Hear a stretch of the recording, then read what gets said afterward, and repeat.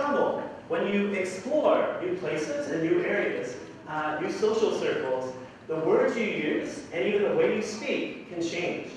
And sometimes this can end in confusion. So here, let me give you guys an example of that.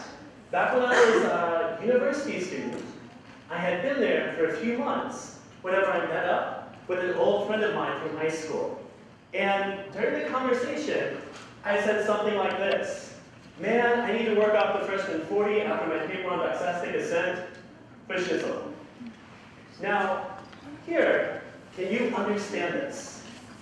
This is English, but can you understand what I'm saying? My friend couldn't. They just looked at me for a second and said, "What? What are you talking about?" Here, I was using new words and new language that I had picked up from just a few months, using some slang, a word from my philosophy class, and the freshman 40 is talking about 40 pounds. Our school had a really good cafeteria, so new students gained a lot of weight.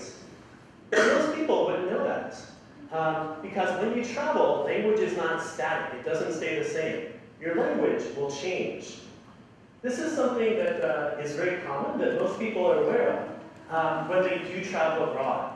I've had hundreds of students who've gone abroad for work, some for studying, and they all expect to have confusion and language problems when they go there. But many are confused or were surprised when they came back that they had miscommunication problems after they came back home. Here, you might have already experienced something like this. Maybe you've been talking to some of your friends from back home, from high school, middle school, back where you came from before you got here, and you said something like, "I'm glad there are GDP students in my semi presentation on post-structuralism in the Global South." Something like that. And they just say, "What? What are you talking about?" You're using new words and new phrases, so maybe they won't understand you. Language is not static. Language can change, and this can often lead to confusion and misunderstanding. Now, this is something I've been aware of for a very long time. This is myself back in elementary school with my best friend, Luke.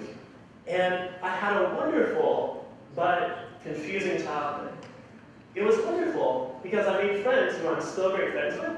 We're still great friends to this day.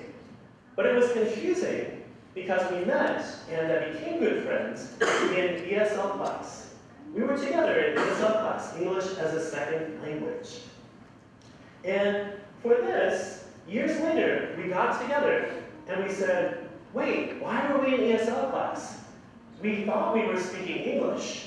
What were we speaking? If we weren't speaking English, if English was our second language, what was our first language? Here, what were we even saying?" And that led to a very important question.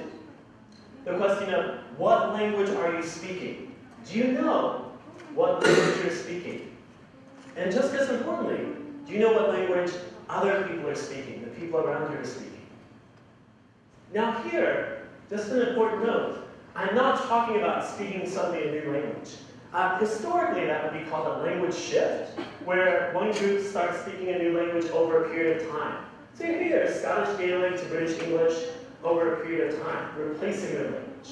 So I'm not talking about that. I'm talking about your language, your mother tongue, your native language, how it will change over time. It's called language change. And this is something that anyone who's studied literature should be aware of. If you go back a few hundred years in your literature, you'll see that the language is very different. Here, in English, Shakespeare. "Alas, poor York." Do you talk like this today? Can you understand this easily? Probably not, because language has changed. Language has changed. Now, where does this end up? What do we see of this today? Let me give you guys a recent example from a big sports event we just had. A few months ago, we just had the World Cup in Russia. I'll say congratulations to France. Had a wonderful tournament, won it all. Here, let me talk about the man on the bottom row, N'Golo Kante, a wonderful midfielder.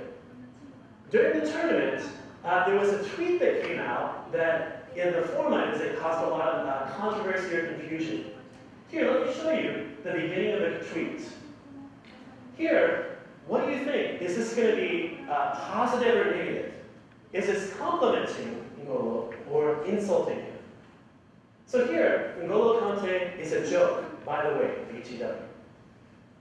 Is this positive or negative? Is this a good thing or a bad thing? I'm from the United States. Usually when we say you're a joke, it's going to be negative. But here, let's look at the rest of the quote. Join Leicester, won the Premier League, won the Premier League again, FA Cup final, World Cup final, all just in 3 years. So here, this tweet is actually a compliment. It's saying, this person is wonderful, they're great, they're amazing. But this was still met with a lot of confusion on the Reddit soccer site I visit. People said, wait, why does he not like Kante? That's the opposite of a joke. And I make you laugh like a clown? Is that what you mean? Is that what you're saying? Here, the last person sounds like they actually want to fight the tweeter, to get into a fight. And it wasn't until someone on the site stepped in from the UK to explain things that we all understood. For those of you who aren't English, in this context, joke means ridiculous. Ridiculously good, ridiculously amazing, it's wonderful. So here, they were saying that this player, N'Golo Kante, is an amazing player. They're wonderful. But just imagine, if this was maybe in real life, if this was at a bar or a pub, maybe a fight would have broken out due to this miscommunication and misunderstanding. Now here, why is this relevant for the rest of us? Why is it relevant for you here today? Well, on a smaller scale, language change is happening. It's something that's happening all the time, and especially when you travel and go to places, you experience it. You were born, you grew up, you went through high school probably with your friends and family. You have the same shared language. You have the same terms, the same words that you use all the way up until you graduated high school probably. But then, you left, and you came somewhere where suddenly you were exposed to new words, new vocabulary, new phrases. And suddenly, you weren't speaking the same language anymore. Some of this is casual, what you do with your friends. Some of it is institutional. For example, at this university, when we talk about international students from other countries, a lot of you might say this. You might refer to yourself this way, depending on what program you're in. But here, other people wouldn't know what you're talking about. They wouldn't be aware of this program. Just across